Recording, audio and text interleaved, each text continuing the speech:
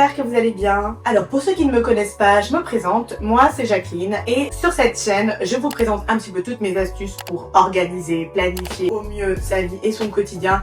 Et surtout, voilà, moi j'adore tout ce qui est rangement et organisation, comment nettoyer sa machine à laver, comment nettoyer son sèche-linge, comment organiser son appartement, comment planifier son ménage, etc. Donc aujourd'hui, on se retrouve pour l'épisode 3 de ma série où je reset complètement mon appartement. J'ai commencé par la salle de bain / toilette. Ensuite, j'ai fait la chambre. Et aujourd'hui, on va s'attaquer à la cuisine. Donc, qu'est-ce qu'on va faire dans la cuisine? Je vais vider tous les placards, tout nettoyer à l'intérieur des placards. Je vais aussi nettoyer les portes des placards. Je vais également un petit peu essayer de réorganiser parce que vous savez, au fur et à mesure, quand voilà, on avance, même si on essaye d'avoir une organisation qui soit nickel à un instant T, ça ne peut pas nécessairement durer tout le temps. Quand on achète de nouveau, je sais pas moi, des pâtes, du riz, de la farine, on va peut-être pas tout le temps penser à vider la farine dans le pot, enfin même si je le fais régulièrement et tout, je pense qu'il y a 2-3 trucs là à ravitailler au niveau de mes boîtes. Donc voilà, on va faire un petit peu le bilan et ça c'est aussi intéressant pour en profiter pour refaire un petit peu aussi l'inventaire de ce qu'on a, ce qu'on n'a pas, ce qu'on doit racheter tout simplement. Donc je vous propose qu'on commence et puis ensuite ça permettra aussi de faire un petit peu un tour de la cuisine pour présenter un petit peu comment c'est organisé. Alors du coup pour l'occasion j'ai un petit peu changé la disposition de la cuisine. Vous voyez l'îlot, en fait je l'ai tourné comme ça, je l'ai changé de sens pour pouvoir ouvrir à l'aise les tiroirs, tout enlever et nettoyer. Et puis comme ça aussi, j'ai un petit peu plus de latitude, vous savez, pour mettre le trépied, etc. Donc du coup, je pense que voilà, on va commencer tranquillement de ce côté et on va terminer par l'îlot. Je vais juste vous montrer. À ce niveau-là, on a un petit peu arrangé l'orga. C'est-à-dire que là, au fond, on va avoir tous les sels pour le lave-vaisselle. Ici, on a des accessoires pour le robot. Et là, c'est un bidon de liquide vaisselle. Du coup, qu'on trouve beaucoup plus pratique d'acheter un bidon de liquide vaisselle, c'est beaucoup plus rentable et économique. Et voilà, du coup, ça fait plusieurs mois qu'on l'a. Après, bon, vu qu'on a un lave-vaisselle, on lave pas beaucoup la vaisselle à la main, mais bon, quand même, vous savez, les grandes casseroles, les saladiers, etc., on les lave à la main. Et voilà, c'est super pratique et économique d'acheter des bidons. Et du coup, on va commencer par là. Bon, vous voyez, ça méritait quand même un gros coup de propre, hein. C'est pas super nickel.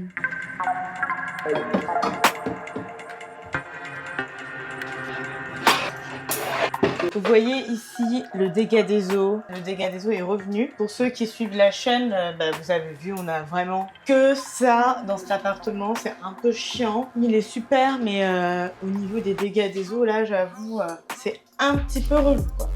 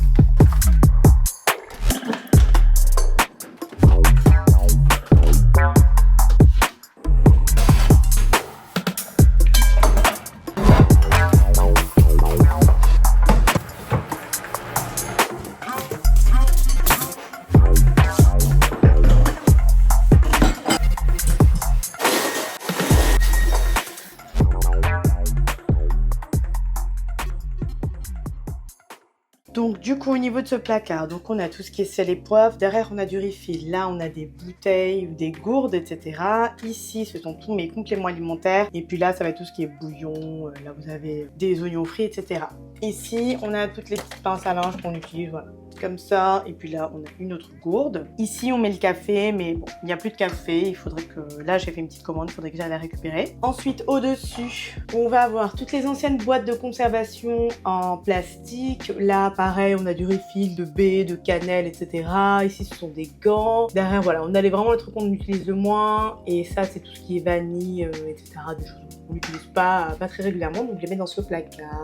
Ici, on va avoir tout ce qui est assiette, bol, assiette creuse, etc. Et vous savez, ces petites coupelles aussi qu'on utilise pour mettre les sauces dedans. Et juste au-dessus, on a toutes les boîtes de conservation au verre. Il y en a encore quelques-unes qui sont à laver, mais voilà, normalement, l'étagère est remplie, elle est vraiment dédiée à ces boîtes de conservation en verre. Ensuite, à ce niveau-là, on va avoir donc tout ce qui est glucides et légumineuses. Donc là, je vais avoir mes pâtes de blé complet. Là, ce sont des pois chiches, des lentilles. Derrière, par exemple, il y a du quinoa, des lentilles corail. Puis là-bas, ce sont des pâtes semi-complètes. Et ici, pareil, des pâtes complètes. J'ai tout, vraiment tout vidé, tout le stock que j'avais dans l'autre placard. J'ai tout mis dans les bocaux. Et voilà, ça, c'est mélange de graines. Derrière, on a des champignons séchés.